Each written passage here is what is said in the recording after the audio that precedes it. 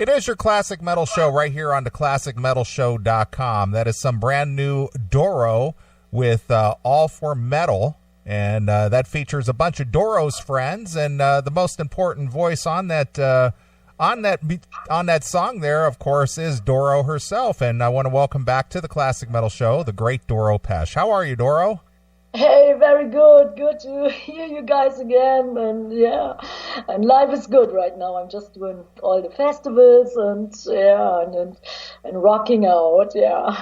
Perfect. Well, Doro, I tell you what, I was thinking about speaking with you today and all the things that I wanted to talk to you about, and the fact that you're still out there creating new music. In fact, you have a 2 CD release, which is unprecedented in this day and age with Forever Warriors and Forever United, which is basically a 2-disc set, yeah? Yeah, 2 discs or a double album, and 25 new songs, and and everything is on it, from anthems and fast songs, hard songs, very nice, ballads, like, some dark romantic stuff, and something, very melodic. I think the first one, Forever Warriors, is maybe a little bit harder, heavier, and the second one is maybe a little bit more soulful and passionate, but I love them both the same. So right. To me, it's one piece. Yeah. Well, sure. Well, Doro, back in the 70s, it was kind of common for bands to release a two album studio release, and in today's day and age, that's unheard of. So what prompted you to go, push the envelope, as it were, to, release 2 full albums? Yeah, actually, I was writing some songs before, and we were constantly on tour. And then one really sad thing happened. That was when Lemmy left us. And I flew to his funeral, and I was so heartbroken. I thought, man, I was always thinking everything is forever and everything will always stay the same. And then I was in the plane, and I was thinking about Lemmy and this idea, living life to the fullest. It's one song on the Forever United. It just popped out. The melody, the lyrics, everything was already there. And I thought, wow, I want to record it right away. So after the funeral, which was very, it was very emotional, and they did a great job, but still it was so heartbreaking. So 1 week later, I went into the studio, recorded the song for Lemmy to give him thanks and honor. And then everything seemed to start with that. Somehow I got more energy, and I thought, hey, you never know what's happening in 1 year or if you see the next day. So I was writing, and I had, some great people writing with me, and my band, and Joey Ballin, the guy who produced the Triumphant Agony album back in the day, and Andreas Brun, he is the ex-guitar player of Sisters of Mercy. We are a good team for over 22 years. Yeah, and then we started, and then suddenly I had about 35, 40 songs, and I called the record company and said, man, I got it. I have so many songs, I would love to do a double album. And I said, well, like you said, in this day and age, it's very unusual.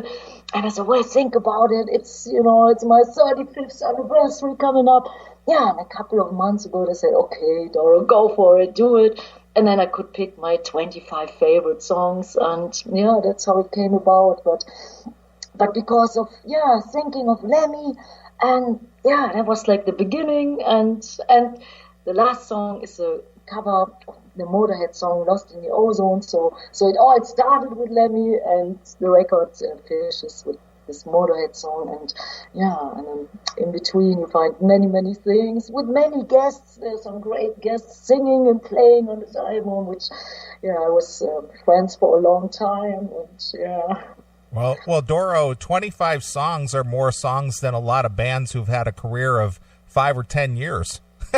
That's a lot of songs. But I guess the longer I do it, the more ideas come up. It's like, and this time it was a joy to do this album. There weren't any problems, nothing. It was, pure fun, and it was great, and and good people, good atmosphere. I did it in a little old school way. I found a studio. It was called Rock City Studio. They had a little dog, a little French bulldog, and it was even biting my leg while I was singing. But it was so, it was so real. It was so metal. So I was bleeding while singing. Very nice. That can't be bad, yeah. Well, Doro, you've had an illustrious career, and I was thinking about it today.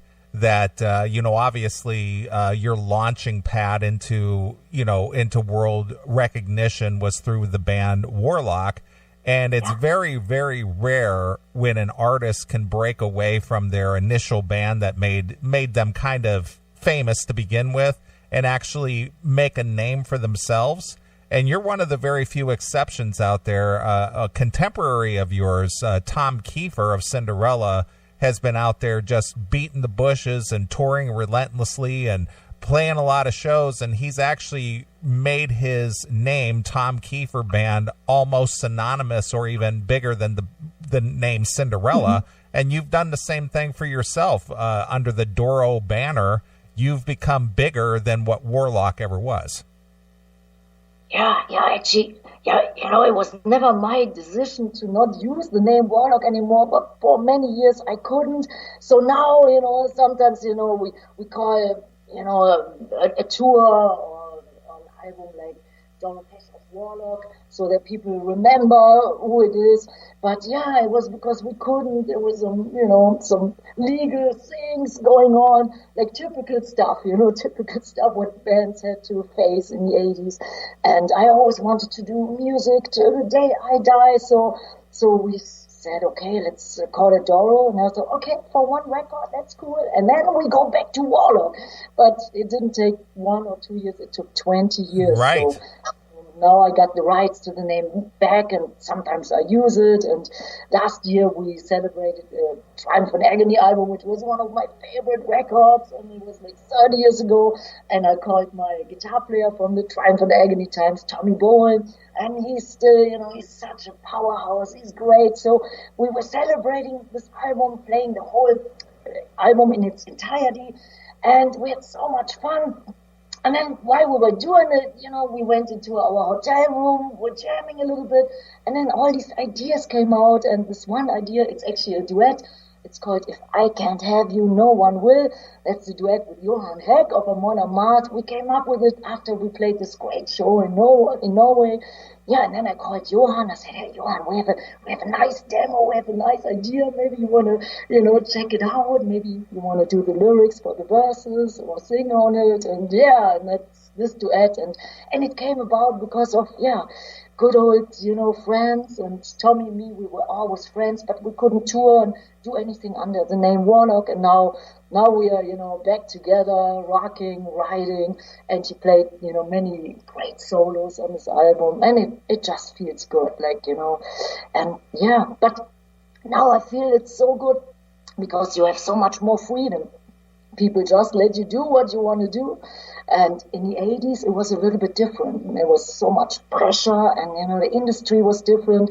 Of course, it was much bigger, and we were at a major label, but on one hand, it was great. On the other hand, you had to pay the price. So, but now, you can do what you like, and I think that's the most honest and real stuff. And I think the fans, they love it that way. They deserve it, and no fake things. Not writing a hit song for the sake of writing a hit song, just like letting it flow, and and on this album it was really nice. Doug Aldrich, he played a great solo on it. It's on the song Heartbroken, and I was always a big fan of his playing, his tone, his soulful, guitar playing, and since the Dio and Whitesnake times, I loved him, and now in the Dead Daisies, so many good people were involved, and it was really fun, and that's probably why it came out, like so many songs, and everything worked out great. The mixing, everything was like awesome. It was not a struggle, which sometimes it really can be. Right. Well, Doro, how long do you anticipate continuing touring? Touring takes a real toll on you, and it's tough, the schedule and going out to performing. And, I've seen you perform on numerous occasions, and you really get out there and give it your all. So do you suffer any physical aches or pains or physical issues that, say, hamper your performance at all? And how long do you think that you'd like to continue doing this?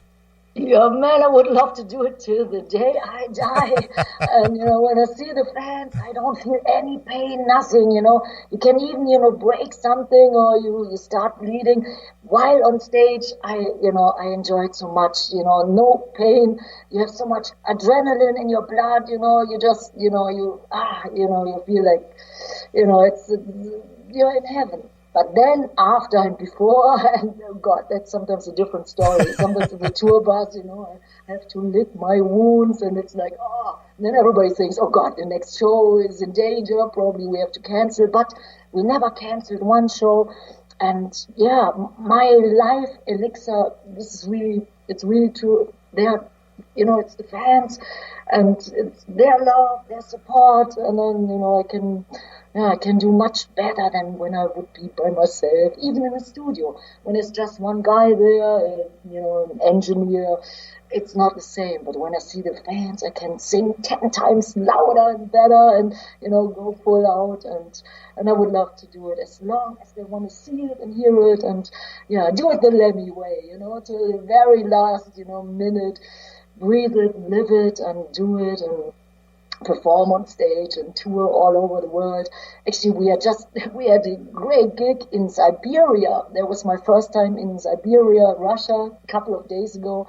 It was a long trip, but it was so worth it. And then I thought, wow, in certain parts of the world, you don't even know if people know metal or if they know your songs, but everybody was singing along. It was so awesome. I thought, this is so rewarding. So, so no pain could be, could come close to, to all the joy and what you get back. And it's really awesome. It's what I always wanted to do. And I tell you, I can appreciate it much better even now. The longer I do it, it's, you get a better feeling for what it means, and I'm much more grateful for it than when we started. In the beginning, you just do your thing, but I had no clue. I was just having fun, but now I feel it's good. And when people have a good time and maybe can take something home, good energy, something like they can think of for weeks or months or years, they say, man, this was awesome, great song, great performance, something what is good for their soul. That's what I didn't know in the beginning, but I know now music can do so good, and right. It's great. Magic. Well, Doro, there was a time where you didn't play a lot in the States, and I noticed within the last 5 to 8 years you've played more in the States than you had previously.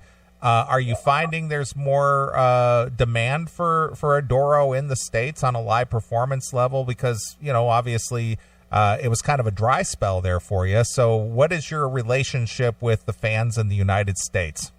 Oh, I love him. I'm a proud green card holder. So, I went to the States for the first time in '86.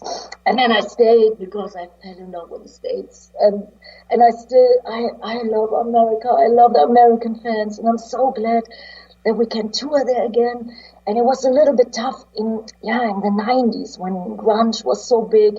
Man, you couldn't get a tour, you couldn't get a gig, you couldn't even get, all these records released because they didn't sound like grunge, and it was very tough. But then in the year 2000, I felt the climate was changing, and we had our first tour with the legendary Ronnie James Dio, and it was a long tour, and it was great. And you could really see that all the metalheads were so hungry, for some real metal, and it was so awesome. So ever since 2000, I feel it's getting better and better, and and more stuff and bigger, and sometimes we play like these Monsters of Rock cruise ships. It's so great, when 2,000, 3,000, 4,000 people are like on the boat, just like having a great time. So all that good new stuff, actually, that's great. And Yeah, of course, I love playing festivals, but festivals, yeah, they're at the moment more over in Europe. So that's the reason why, yeah,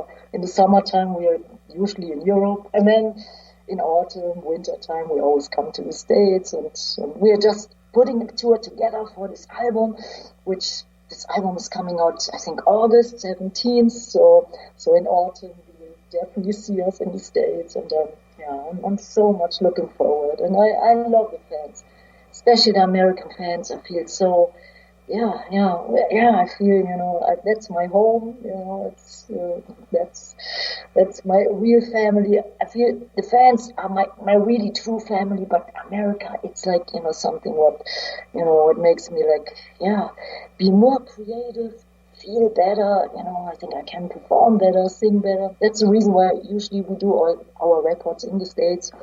Actually, sometimes in Europe, some songs in the States. So it's always like, wherever the song gets the most care and and understanding. Right. But I love the States. Totally, man. So sad. Well, I met you for the first time, Doro, back in 2000. You were touring with Brittany Fox. Yeah. And and you put on a stellar performance at that point, and I got to hang out with you a little bit and talk about the music and welcome you back to the performing in the stateside and whatnot. But since you brought up the dry spell during the 90s, a guy that was in your band, John Levin, in the late 80s into the early 90s, what can you give us a recollection of John and being in the band at one point?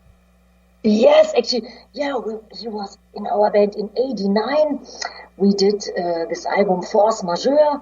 And then he became a lawyer, and he was a very smart guy, a great guitar player. And now I think he's in Dokken, and he was a fine guitar player, really nice, and I guess it doesn't hurt when somebody knows the law, or when somebody knows something before you sign a deal or a contract.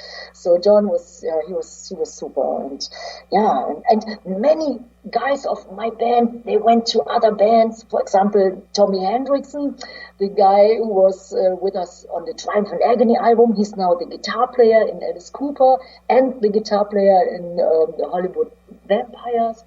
And my drummer, Frank Ferrer, he was with us. We did an album, it was called Machine to Machine in '95.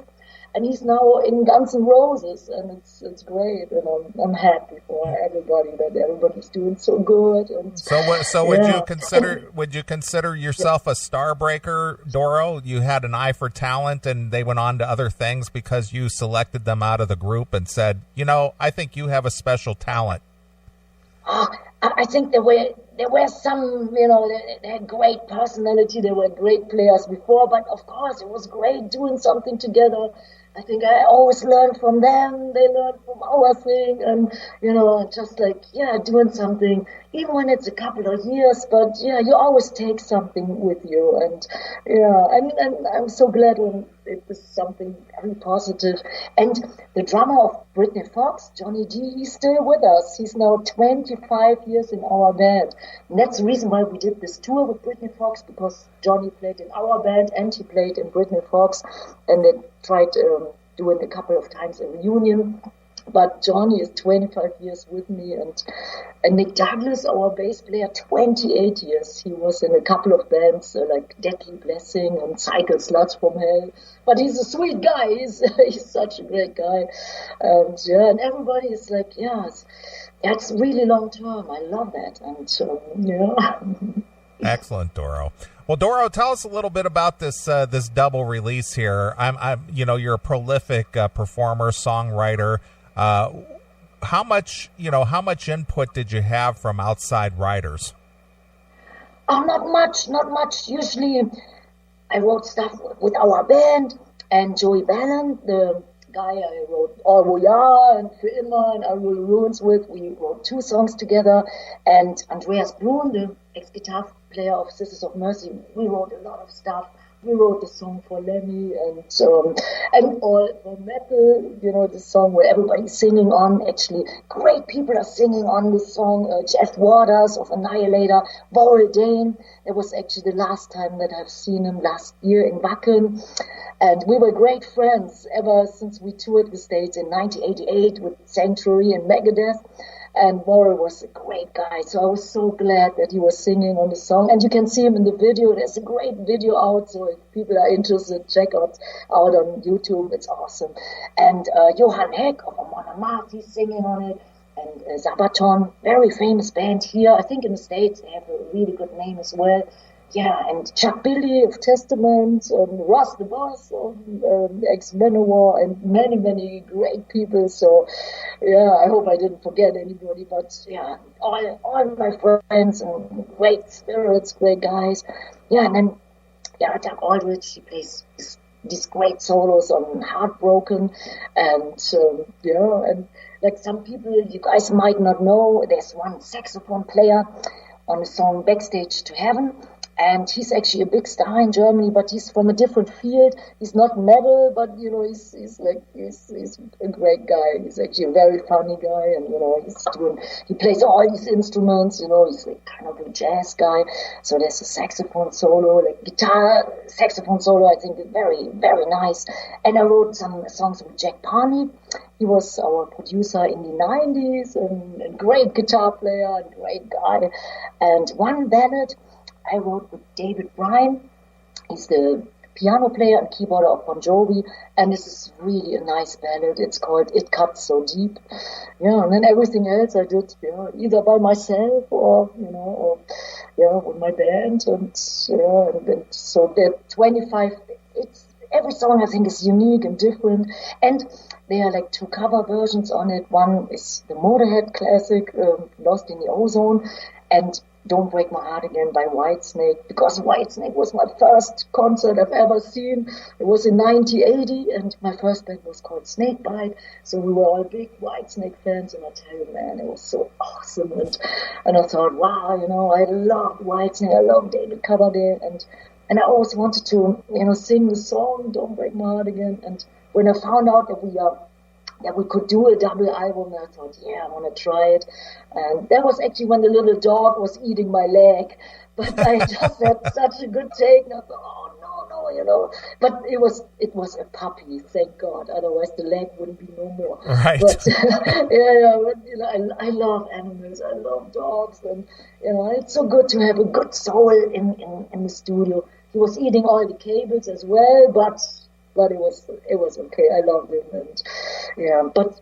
when I did Don't Break My Heart Again, he was eating my leg. At first he was eating my shoelaces and then my shoe, and then he got more and more intense, and then I was more and more intense singing, and then I thought, oh man, that's my leg. But I thought, no, this take, it has some magical vibes. So, and then after I was done, I told the engineer, hey, your dog is eating my leg. He said, he's just playing. I said, no, man, I'm bleeding. I'm really bleeding. He said, And then he got him off my leg, but I couldn't be mad at the little one. Well, did you bleed metal, Doro? Yes. There's one song on the album. It's called Blood, Sweat, and Rock and Roll, and we wrote it as a band together because sometimes when you tour, like weird things happen after it was a great show somewhere in, I don't know, it was a little club. And then my guitar player, Bas Mars, he was like, hanging his denim vest, he wanted to hang it because it was drenched with sweat. And then I saw it was dripping down with sweat, and then, kind of like he hit his hand on the nail, and then he was bleeding, and I saw the sweat, the blood, and I thought, oh man, Bas, it's really Blood, Sweat, and Rock and Roll. He said, oh, that's a great song title. He didn't care. And I thought, okay, as long as he can play guitar, but like I said before, I guess the guys, they don't feel any pain either. Right. When you're on stage or like, a couple of hours, then when adrenaline is still, in your blood, that's okay. And then when it wears off, then everybody's like, oh shit, But, Well, but with the album, you just gotta check it out, there's so many songs, like some really hard songs as well. One is called Bastardos, as a Spanish title, I think, oh man, I can imagine people might really like it. and another title, it's a French title, it's Resistance. And I think that's pretty good to stand up for what you believe in, in this day and age. I think that's very important.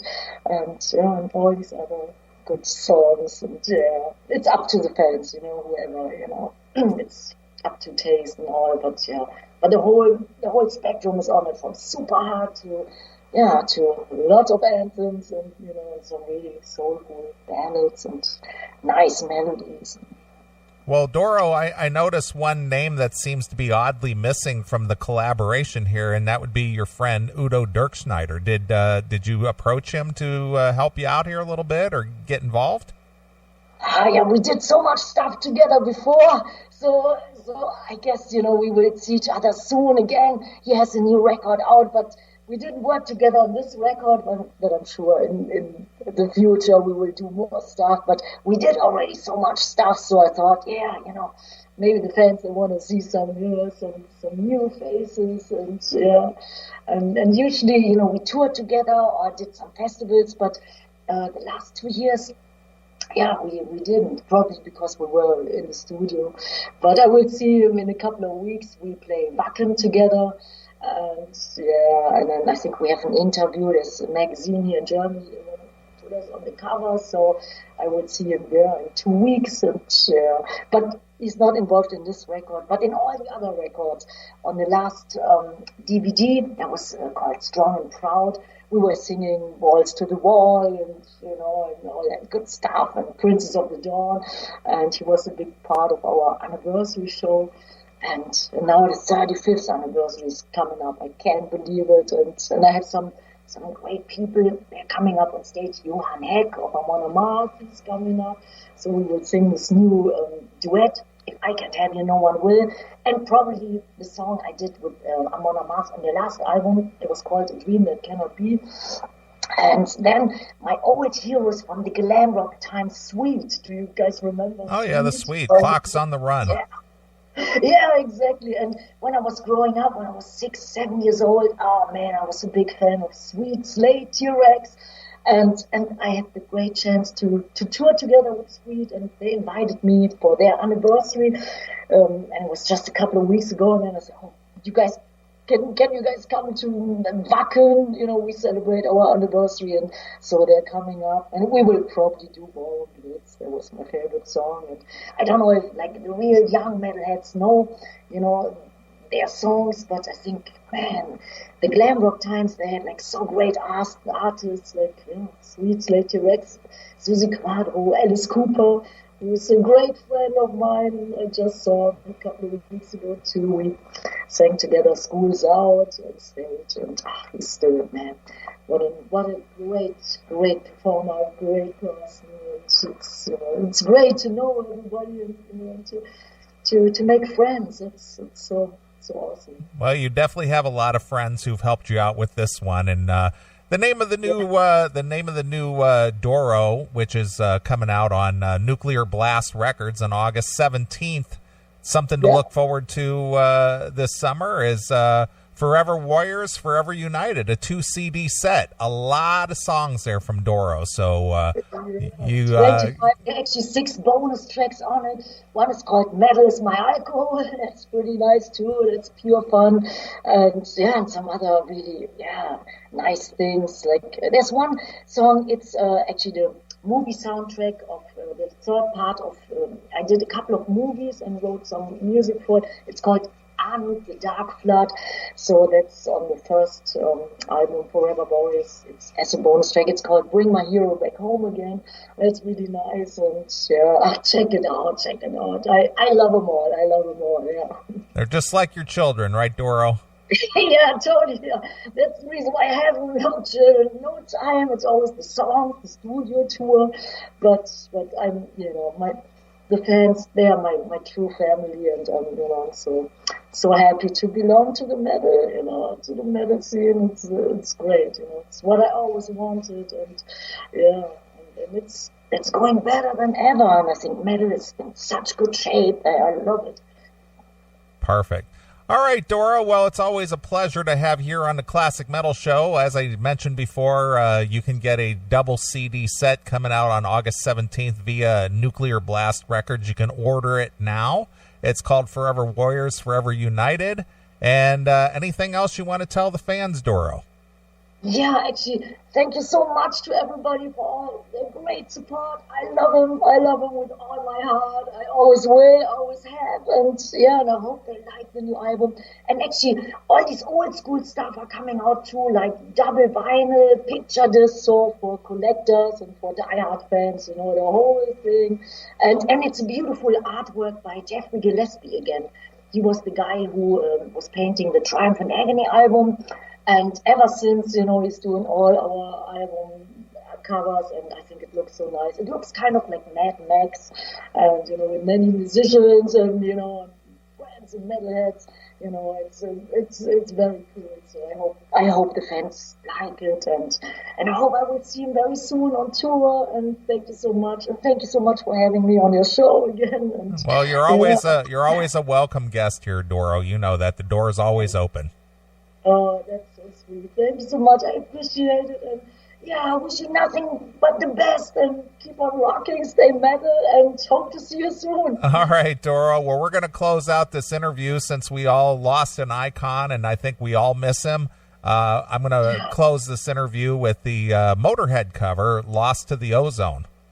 Yes, great idea. Yeah, to all the Motorhead fans, man, we love you. Lemmy, and check it out. This is one of my favorite songs, and great lyrics. Man, Lemmy was such a great lyricist, so I hope everybody enjoys it. Yeah. All right, well, here it is. This is Doro from the Forever United disc, and this is Lost in the Ozone, exclusively here on your Classic Metal Show.